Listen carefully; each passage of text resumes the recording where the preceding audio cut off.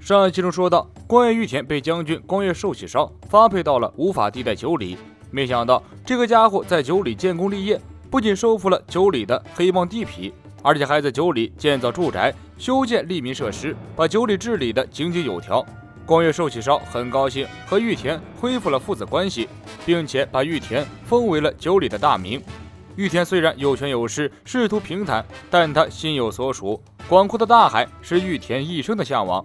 他一直没有忘记自己的梦想，出海去看看更广阔的世界。白胡子海贼团闯入和之国，彻底改变了玉田的人生轨迹，让玉田有生之年得以实现自己的人生理想。这一天风和日丽，天气正好，突然有人来报，九里的海滩发现了一艘海贼船。这艘船和以往靠近和之国的海贼船都不一样，十分巨大，看起来很强。玉田一听就来劲儿了，拉开房门，不顾大家的反对，向海滩冲去。随后听到消息的姐妹们等人一听就慌了，为什么要放玉田走？必须阻止他。看侍郎很乐观地说道：“该不会是去赶走海贼吧？”乙藏慌道：“别扯了，你们难道不知道他一直在想什么吗？”玉田用这辈子最快的速度奔到海边，看到白虎团的大队人马，血涌上头，激动不已。我一直都在等待这个机会。白胡子用见闻色霸气，瞬间感知到了一股异常强大的力量正在迅速靠近。他举起大指刀，沉喝一声：“你们退下，有个不得了的东西来了！”玉田也不客气，拔出自己的2把武士刀，跳起来对着白胡子就砍。难道这就是高手们之间打招呼的方式吗？幸亏来的是白胡子海贼团，如果换做其他海贼团，一瞬间就被玉田给灭了。白胡子用自己的大刀挡了下来，二人对决，爆发出来的冲击波掀起层层海浪。玉田放声大笑：“能接下我这一击，看起来不是普通人啊！大叔，你真牛逼！”白胡子咂咂嘴，看来是被小看了呀。这时，姐妹们等玉田的家臣赶来，想要阻止老大。玉田扭过头，生气地吼道：“别来烦我！”难得能遇到和自己实力相当的高手，玉田兴奋异常。白胡子也来了劲儿，嘿嘿一笑，举起大刀开始反击：“来干一架吧，年轻人！”二人噼里啪啦打在一起，一通连招对战，打得非常激烈。激战正酣的时候，玉田突然喊道：“我一直在等你这样的人，我的名字叫做光月玉田。虽然不知道你是谁，但是请让我登上你的船吧。”白胡子一愣：“小伙子，你想做我儿子吗？”玉田原地起跳，高高的举起武士刀，全身蓄满能量。玉田二刀流，桃源白龙。白胡子直接在拳头上积攒真正果实的冲击波，在玉田砍下来的瞬间，一拳打过去，二人陷入僵持。几秒钟后，白胡子弹开玉田的武士刀，一拳头打在他的脸上，霸气加上真正果实的能量，将玉田打飞好远。此时，赤犬在直播间默默刷出大火箭一支，并且在屏幕上留言道：“老铁666，这招我最熟。”玉田被打翻在地，哀嚎一声，慢慢坐起来。白胡子走过去，冷酷地说道：“真是给人添麻烦的家伙，赶紧从大哥面前消失！”姐妹们等人赶来，与白胡子等人对峙，双方剑拔弩张，眼看就要动手了。玉田却豪气地笑了笑，大声吼道：“我的梦想就是去全世界冒险，一起出海吧！”玉田话音未落，直接被姐妹们等人和马尔科等人双方否定。玉田是和之国的大名，身份显赫，他怎么可以能轻易离开这里？而且还是和海贼一起，有失体统，又不符合规矩。而在白胡子海贼团的角度来说，这个家伙刚刚还对老爹大打出手，那凶暴的样子好像要杀人，怎么能让这样一个暴徒上船？白胡子沉默了，他俯视着双膝跪地恳求自己的玉田，突然一笑：“你催我也没用，船坏了可走不了。”玉田焦急地恳请白胡子赶快修好船。白胡子点点头：“就照你说的办。”双方达成默契，一切尽在不言中。白胡子的船员开始着手修船，玉田好酒好菜的招待，二人一上桌，立即成了无话不说的好兄弟。白胡子喝得酩酊大醉，喝到兴头上的时候，他揽着玉田的肩膀，高兴地说：“以后你叫我大哥，我叫你儿子，我们各论各的。”玉田看到白胡子带来的酒，味道奇特，原来这就是异国风味。他巴不得立即出海去看看外面的世界。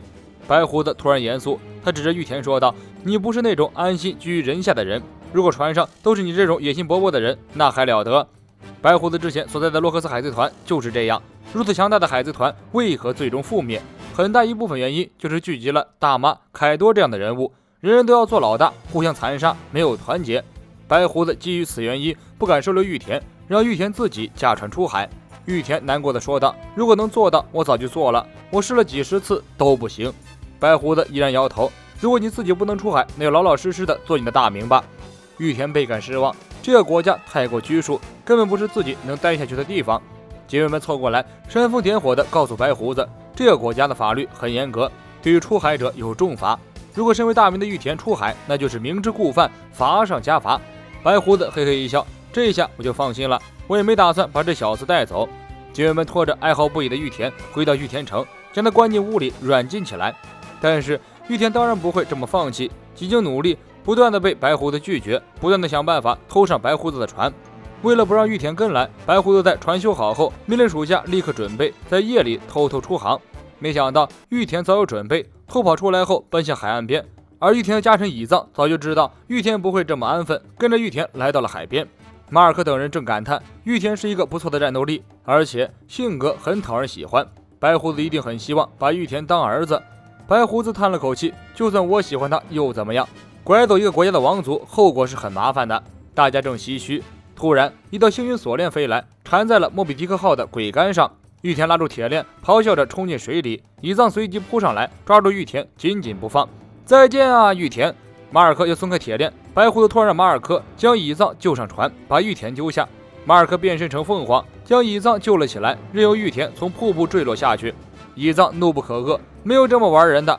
白胡子哈哈一笑，既然想上我的船，那就得按照我的规矩办事儿。如果光月玉田能在水里挺住3天不松开铁链，我就允许他上船。玉田听白胡子这么一说，一下子被点燃了斗志，真的咬牙挺过了3天。由于不断遭受撞击，加上长时间泡在水里，玉田肿着个猪头，根本认不出来本人。马尔科和白胡子海团的船员们忍不住大声为玉田加油。眼看还有1个小时就到了考验结束的时候，再咬咬牙就撑过去了。这时玉田突然听到旁边某个海滩上有女人的求救声，玉田奋不顾身松开铁链，来到了岛上。原来是玉田未来的老婆时间果实能力者天月石被一群人贩子包围在了海岸。天月石在走投无路的时候，准备使用自己的能力再次穿越去未来。关于玉田从海里突然跳出来，利用自己肿得巨大无比的身体吓退了那群人贩子，但自己也晕倒在了海滩上。天月石将玉田救下来，包扎好后好生静养。玉田身上的臃肿很快消失，露出结实的肌肉和英俊的面容。天月石很吃惊，原来是一个这么帅的男人。关于玉田醒来后猜到自己没经过白胡子的考验，一定是被淘汰了，但是他也不气馁，豪气的一笑，你问我是选女人还是选梦想？这还用说，女人如冬天的衣服，梦想如蜈蚣的手足，哪个重要不用多说了吧。最重要的是玉田只要能离开和之国，就够他高兴一阵子的了。玉田还没高兴2分钟，天月石就告诉玉田，去往和之国是他自小的梦想，请玉田带着他到和之国去。玉田露出嫌弃的表情。这时一大群海贼袭来，为首的章鱼哥引起了玉田强烈兴趣。海外居然还有人长这个鸟样，真的是大开眼界。话不多说，双方直接开打。玉田大概是因为身上有伤，没有过几招就败下阵来。章鱼哥和众海贼准备将天月石和玉田一起卖了。这时一个高大的身影走过来，一刀敲晕了章鱼哥。值得一提的是，这个章鱼哥后来也加入到了白胡子海团的旗下，日后在顶上战争时就会看到他的身影。其他的海贼定睛一看，吓得四散逃去。白胡子海团这个名号，无论在哪个海域都足以让那里的海贼闻声丧胆。白胡子人狠话不多，走过来直接告诉玉田，愣着干什么？上船啊！玉田一愣，自己明明松开了铁链，没有完成考验呀。白胡子咧开嘴一笑，难道真想为了女人放弃梦想吗？大海之大，远超你想象，确定不出去看一看？玉田高兴地蹦了起来，有生之年自己出海的梦想居然真的实现了。玉田登船，受到白胡子海团所有人的欢迎，可谓是最高礼仪了。让玉田意外的是，白胡子的船上不仅有被绑起来的蚁藏，还有猫蝮蛇和犬蓝。这2个小宠物早就猜到玉田会上白胡子的船，所以在和之国的时候，他们就偷偷躲了上来。正式成为海贼的玉田干劲十足，不仅坚持写航海日记，而且每遇到一个新鲜的事情，他都会第一个冲上前。这里每天发生的事情都是玉田以往不曾见过的，他才知道遇到敌船不能一刀砍了了事，正确的做法是先抢干净，再一刀砍了。他也才知道，每登上一个新的岛屿，都要先查一查敌情，确认无误才能继续深入。这段航路上有从未感受过的寒冷，从未遇到过的炎热，奇妙的植物，奇妙的动物，无比巨大的人类。玉田经过一系列的冒险，越来越感觉自己和这个世界比起来实在是太渺小了。同时经过朝夕相处，天月石也和船员们越来越熟识。他告诉大家自己现在是26岁，出生在800年前。所有人都哄堂大笑，以为天月石在开玩笑，只有玉田很认真地对待天月石的话。他说：“世界这么大，什么事都有可能发生。”闲聊时，天月石告诉玉田，自己父母的故乡就在和之国，这就是天月石执着于和之国的主要原因。玉田很失落地告诉天月石，白胡子这艘船短时间内是不会再去和之国的。没想到天月石一点也不失望，他说：“和你们在一起，我就很开心了。”玉田和天月石越聊越投机，不知不觉对彼此产生了情愫。时间过得很快，玉田已经在白胡子的船上待了2年了。这一年，玉田和天月石的大儿子光月桃之助出生，全团为他庆祝。玉田也荣登了海军的通缉令榜单，成为罪大恶极的犯人。以藏劝玉田和天月石回去和之国，毕竟现在玉田有老婆孩子了，应该以他们的安全为重。玉田和天月石很默契，同时摇摇头。和之国由于闭关，消息无法传到海外。玉田等人突然想念起留在和之国的警卫门他们。此时在和之国，将军光月寿喜烧病危的消息传遍全国上下。病重的寿喜烧宣布了一个惊人的消息：他虽然很想将将军之位传给玉田，但是他现在不在。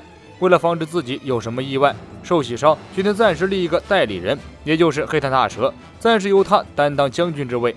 敏感的康家感觉事情有蹊跷，寿喜烧大人怎么会做这种糊涂事？他看了一眼大蛇，最终到嘴边的话没能说出口。白胡子海团由于上船的人越来越多，白胡子决定划分番队，选出几个队长来管理这些儿子们。白胡子用十分霸气的口吻揪住玉田，让他做2番队的队长。几天之后，白胡子海团接待了一个改变了白胡子晚年命运的人，他就是黑胡子马歇尔蒂蒂奇。蒂奇和大蛇一样，会看人脸色，会见风使舵，更会溜须拍马。